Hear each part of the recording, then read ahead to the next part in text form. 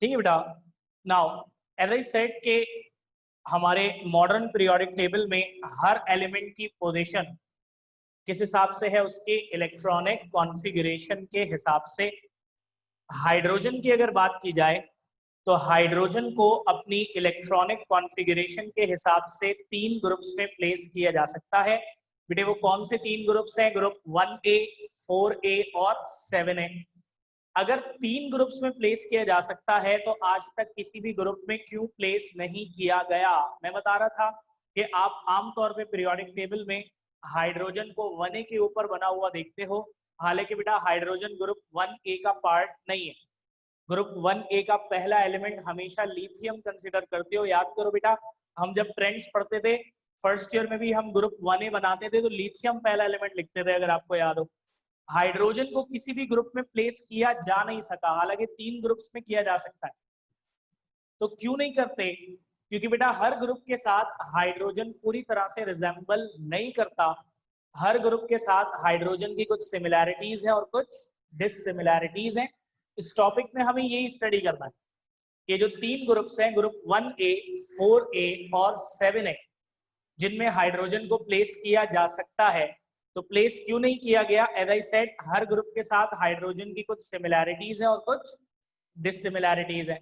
तो हमें यही स्टडी करना है कि क्या सिमिलैरिटीज हैं और क्या डिससिमिलैरिटीज हैं। तो बेटा सबसे पहले लिखोगे आप कि in modern periodic table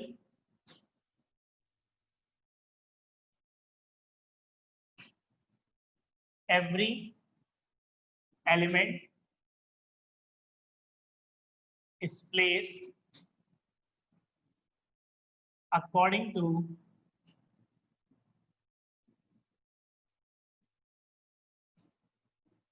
its electronic configuration.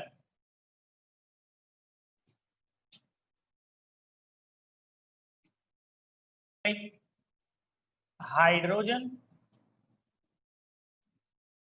on the basis of its electronic configuration can be placed in one of the 3 groups, that is 1A, 4A and 7A.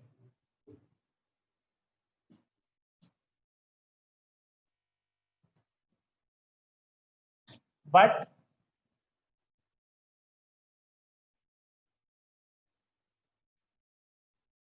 hydrogen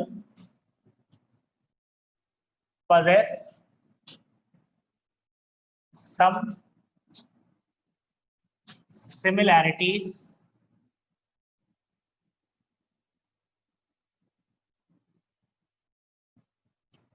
as well as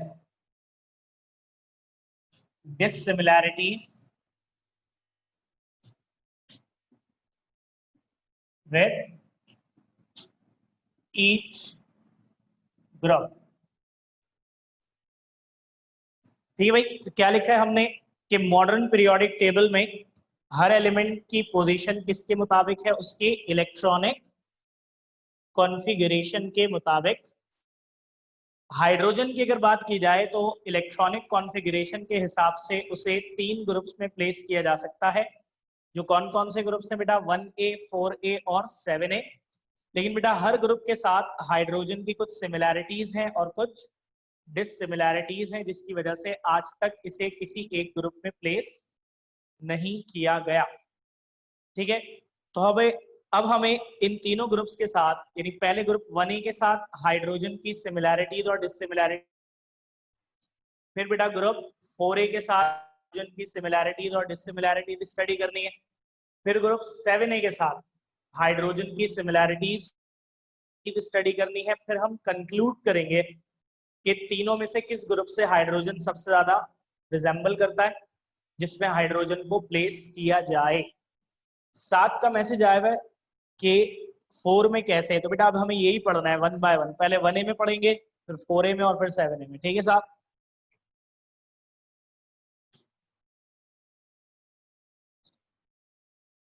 now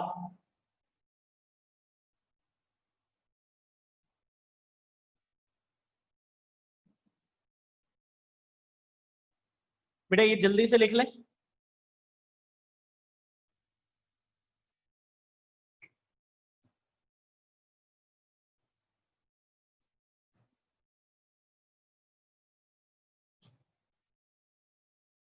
इसके बाद आप heading डालेंगे similarities with, जी हाँ, group 1A bracket के alkali metals. पता होगा बेटा group 1A को एल्कली मेटल्स कहते हैं। ठीक है भाई, हेडिंग क्या डालेंगे? सिमिलैरिटीज विद ग्रुप 1A यानी कि एल्कली मेटल्स। तो बेटे हम सबसे पहले हाइड्रोजन और एल्कली मेटल्स की सिमिलैरिटीज स्टडी करने जा रहे हैं।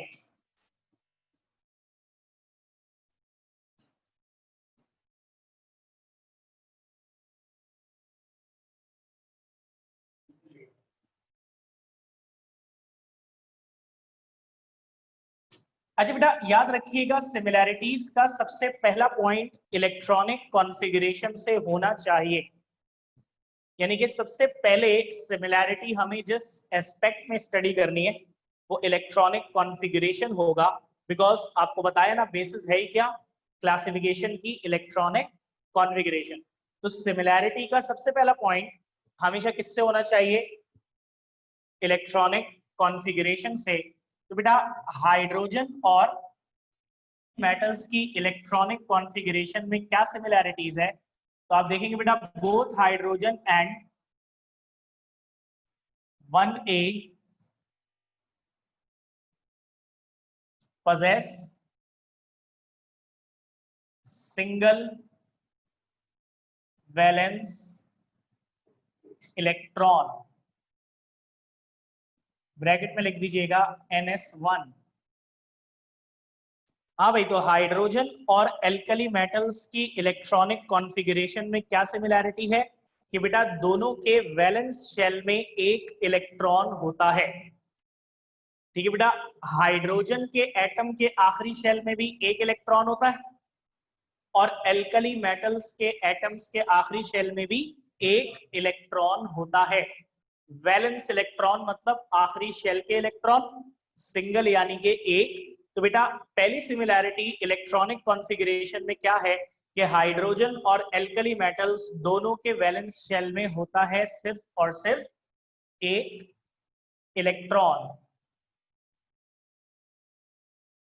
Both hydrogen and alkali metals are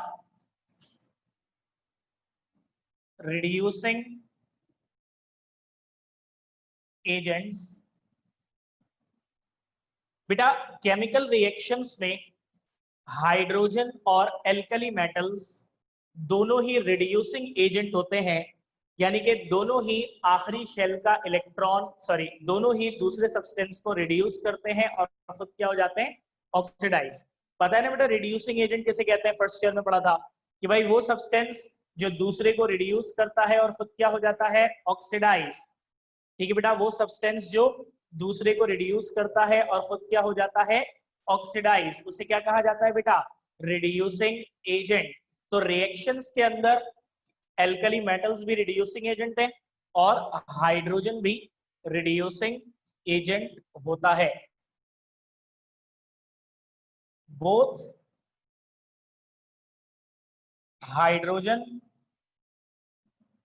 and alkali metals belong to S block.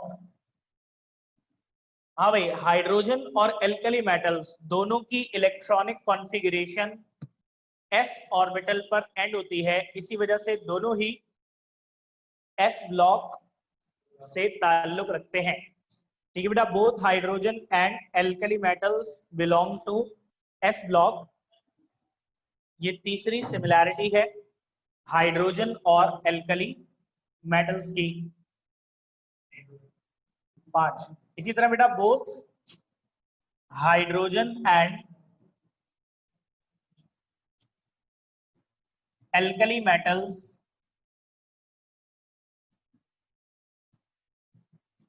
lose their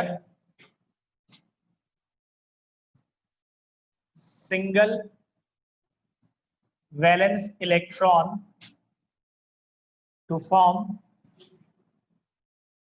univalent cation। चौथी सिमिलैरिटी क्या है बेटा? पहली सिमिलैरिटी से चौथी सिमिलैरिटी का पॉइंट ड्राइव हो रहा है, ध्यान से देखना।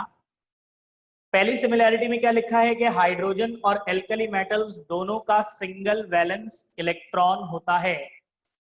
बेटा चौथे में कह रहे हैं कि हाइड्रोजन और एल्कली मेटल्स दोनों ही अपना सिंगल वैलेंस इलेक्ट्रॉन लूज करके यूनिवैलेंट कैटाइन बन सकते हैं। यूनिवैलेंट कैटाइन, बेटा कैटाइन किसे कहते हैं? पॉजिटिव आयन को। और यूनिवैलेंट मतलब जिसपे चार्ज कितना होगा? 1। बेटा यूनिवैलेंट का मतलब होता है चार्ज कितना? 1। कैटाइन तो +1 और एनाइन तो -1। यूनिवैलेंट का मतलब है चार्ज 1 होगा। अगर यूनिवैलेंट कैटाइन कहेंगे तो मतलब +1, और अगर यूनिवैलेंट एनाइन कहेंगे तो इसका मतलब क्या होगा? -1। तो बेटा हाइड्रोजन और एल्कली मेटल्स दोनों ही अपने आखिरी शेल का इलेक्ट्रॉन लूज करके क्या बन सकते हैं? यूनिवैलेंट कैटाइन। जैसे हाइड्रोजन अपना वैलेंस इलेक्ट्रॉन लूज करेगा, क्या बनेगा? H पॉजिटिव आयन और इलेक्ट्रॉन। बेटा ये आप दूसरी लाइन पे लिखना, मेरे पास जगह नहीं है इसलिए यहां पे लिख रहा हूं।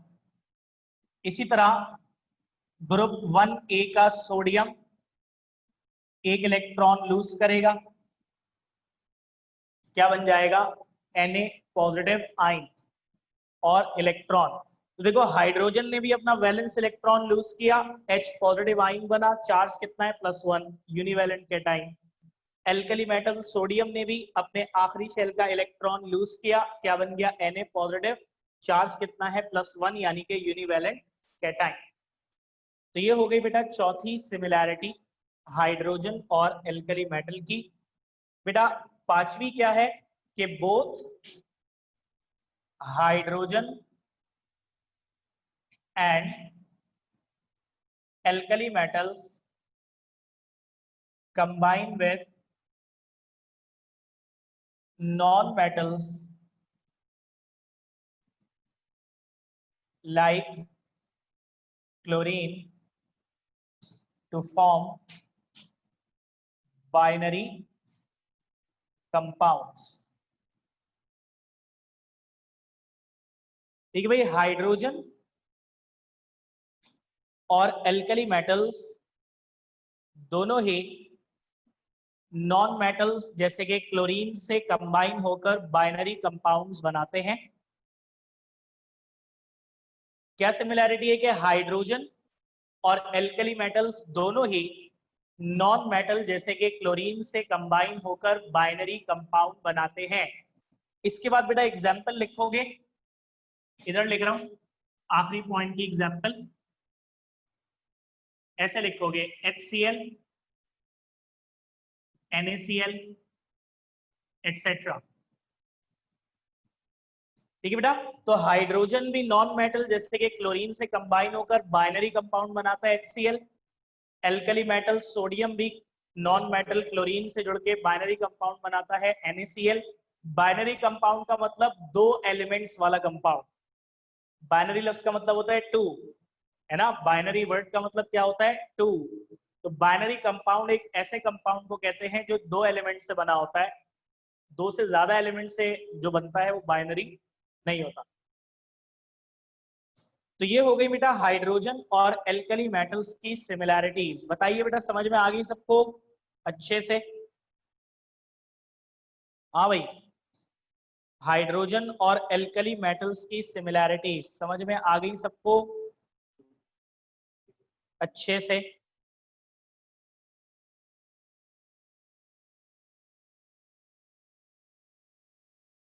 अच्छा भाई, और ये जो आ, लिखा है मैंने इसको साथ साथ या तो कॉपी कर लें, स्क्रीनशॉट ले लें।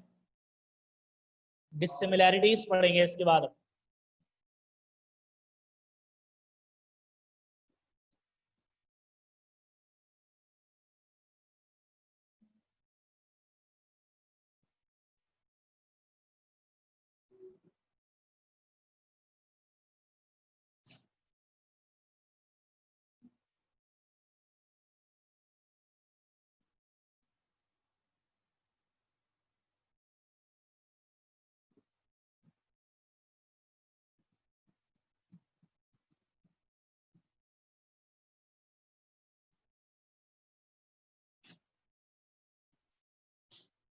अच्छा बेटा, इसके बाद हेडिंग डालोगे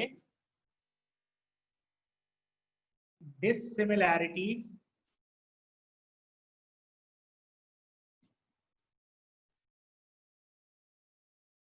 विद ग्रुप 1A, यानी कि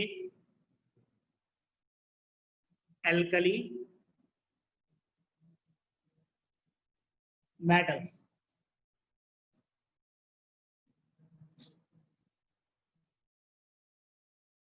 ठीक है बेटा, सिमिलैरिटीज पढ़ ली है हमने। अब हम पढ़ेंगे dissimilarities with group 1A। Hydrogen और एल्कली मेटल्स की सिमिलैरिटीज पढ़ चुके हैं, अब हम डिसिमिलैरिटीज पढ़ेंगे। बेटा पहली डिस क्या है कि hydrogen is non metal while 1A are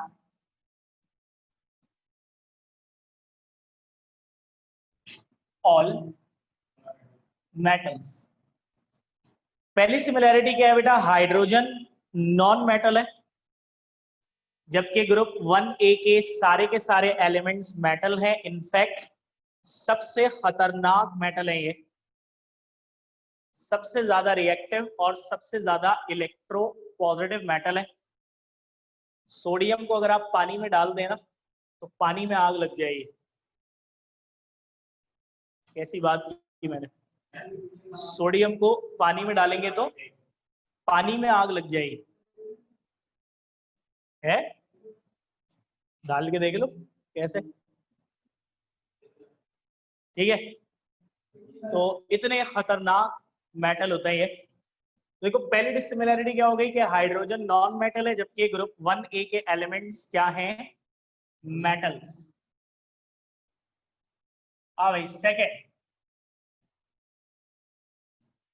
hydrogen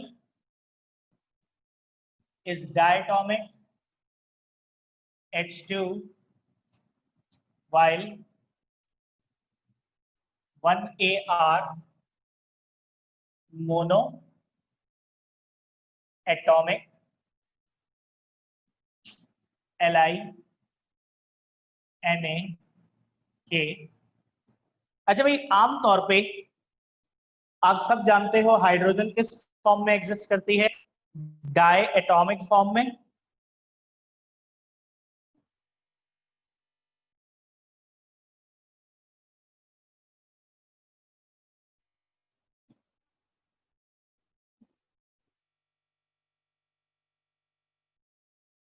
जराम कह रहे हैं कि क्लोराइड से कंबाइन करते हैं तो नमक बनता है, ऐसे कैसे कि पानी में डालेंगे तो आग लग जाएगी।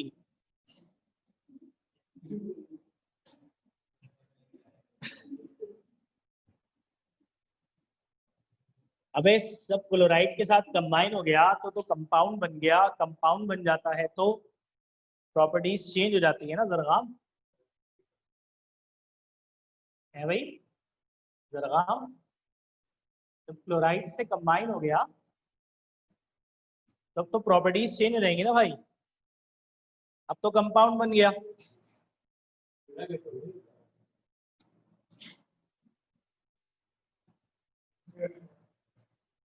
ठीक है, दोनों अलग अलग बात है बेटे। मदीहा बेटे आप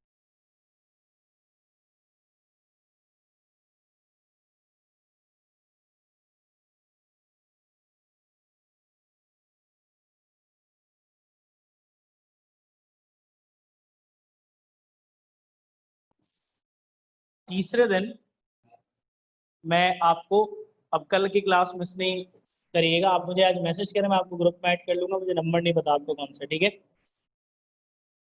जरगाम की बात हो गई, नेहाल कह रहे हैं आवाज नहीं आ रही,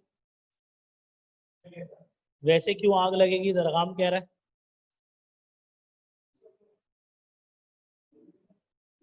निजला ने सवाल पूछा है कि सिमिलैरिटीज में दोनों नॉन मेटल से कंबाइन होते हैं तो नॉन मेटल के साथ कंबाइन हो सकता है। निजला बेटे जरूर हो सकता है। कोवैलेंट बॉन्ड नहीं पढ़ा क्या निजला? कोवैलेंट बॉन्ड पढ़ा है ना?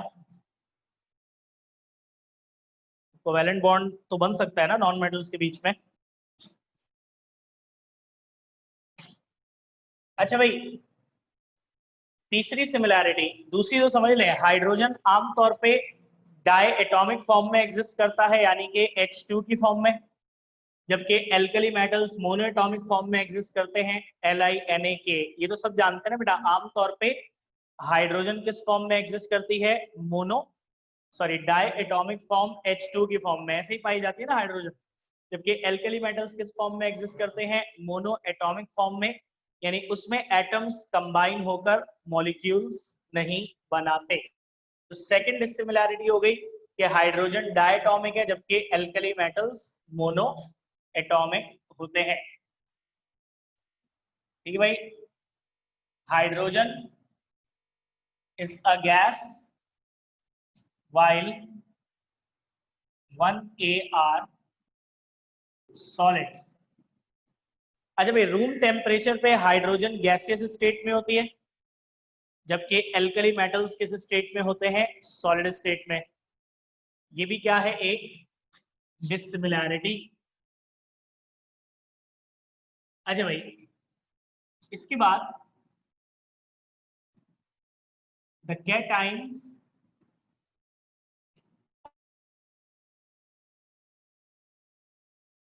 are stable but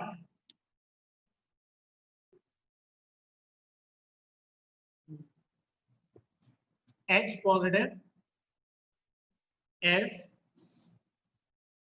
unstable that reacts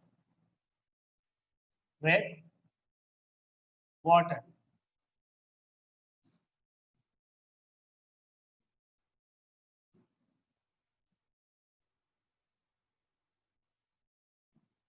अच्छा बेटा देखो, डिसिमिलैरिटी का चौथा पॉइंट सिमिलैरिटीज के चौथे पॉइंट से ड्राइव किया है। सिमिलैरिटीज का चौथा पॉइंट क्या था कि हाइड्रोजन और एल्कली मेटल्स दोनों ही अपना वैलेंस इलेक्ट्रॉन लूज करके यूनिवैलेंट कैटाइन बन सकते हैं। जैसे कि हाइड्रोजन अपना वैलेंस इलेक्ट्रॉन लूज करके H पॉजिटिव आइन, और सोडियम एल्कली मेटल अपना वैलेंस इलेक्ट्रॉन लूज करके Na पॉजिटिव आइन बन सकता है। अब ये तो यहां तक तो ये सिमिलैरिटी है, लेकिन बेटा इसके बाद ये हो जाती है डिसिमिलैरिटी। एल्कली मेटल्स के कैटाइन्स जैसे कि सोडियम का Na पॉजिटिव, पोटेशियम का K पॉजिटिव, ये स्टेबल होते हैं यानी इसी फॉर्म में एग्जिस्ट कर सकते हैं, जबकि हाइड्रोजन का positive ion H positive ion stable नहीं होता। बेटा ये इस फॉर्म में एग्जिस्ट नहीं कर सकता, बल्कि ये फौरन ही वाटर के साथ कंबाइन होकर क्या बना लेता है, H3O पॉजिटिव, यानी कि हाइड्रोनियम आयन। ठीक है बेटा, H3O पॉजिटिव का नाम क्या होता है? हाइड्रोनियम। क्या नाम होता है बेटा? हाइड्रोनियम। समझ में आया डिसिमिलैरिटी क्या है? कि भाई एल्कली मेटल के कैटाइन तो स्टेबल है, लेकिन हाइड्रोजन का जो कैटाइन है वो अनस्टेबल है, वो इस फॉर्म में एग्जिस्ट नहीं कर सकता, बल्कि वो वाटर के साथ कंबाइन होकर क्या बन जाता है? H3O positive hydronium ion. बेटा सिर्फ 3.5 मिनट बचे हैं, आखिरी पॉइंट डिक्टेट कर रहा हूं, लिखने का टाइम नहीं है, डिक्टेट कर रहा हूं, लिख लो जल्दी। The binary compounds,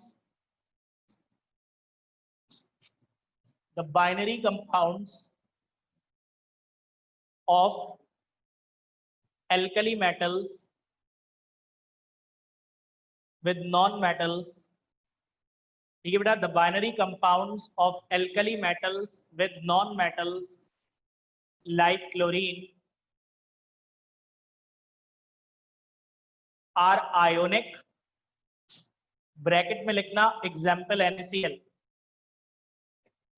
like chlorine are ionic, bracket में इसके बाद लिखोगे एग्जाम्पल NaCl, while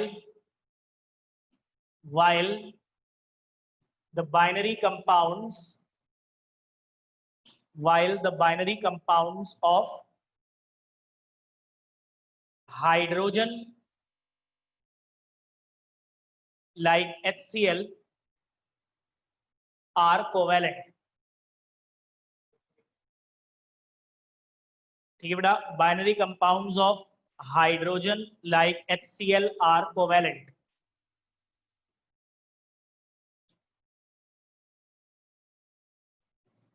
हाँ भाई, क्या लिखा है हमने कि जब एल्कली मेटल्स हाइड्रोजन से कंबाइन होते हैं, सॉरी एल्कली मेटल्स जब नॉन मेटल लाइक क्लोरीन से कंबाइन होते हैं, जैसे कि सोडियम कंबाइन होगा NaCl बनेगा बाइनरी कंपाउंड, हाइड्रोजन कंबाइन होगा HCl बनेगा बाइनरी कंपाउंड। सिमिलैरिटी थी ये सिमिलैरिटी का 5वां पॉइंट था ना, कि हाइड्रोजन भी नॉन मेटल क्लोरीन से कंबाइन होकर बाइनरी कंपाउंड बना सकता है लाइक क्लोरीन, और एल्कली मेटल सोडियम भी नॉन मेटल क्लोरीन से कंबाइन होकर बाइनरी कंपाउंड बना सकता है NaCl।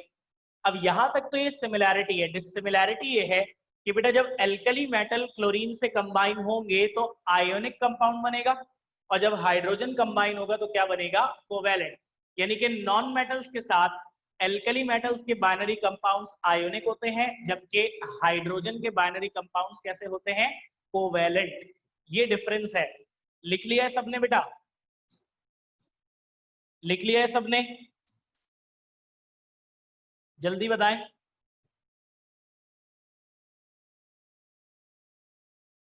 क्लियर हो गया? अच्छा बेटा, मीटिंग किसी भी वक्त डिस्कनेक्ट हो जाएगी, लेस देन 1 मिनट लिखा हुआ आ रहा है।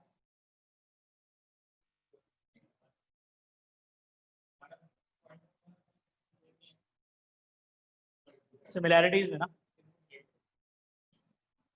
नॉन मेटल मेटल और गैस सॉलिड अलग बात है बेटे, क्या सही बेटे? बेटे नॉन मेटल क्या नॉन मेटल सॉलिड नहीं हो सकता? कार्बन सॉलिड नहीं है क्या? ये तो कह रहा हूँ फर्क है। हाँ, नहीं डिफरेंस है, नॉन मेटल भी सॉलिड हो सकते हैं। ठीक है बेटा, so that's all. Allah Hafiz, enjoy your day.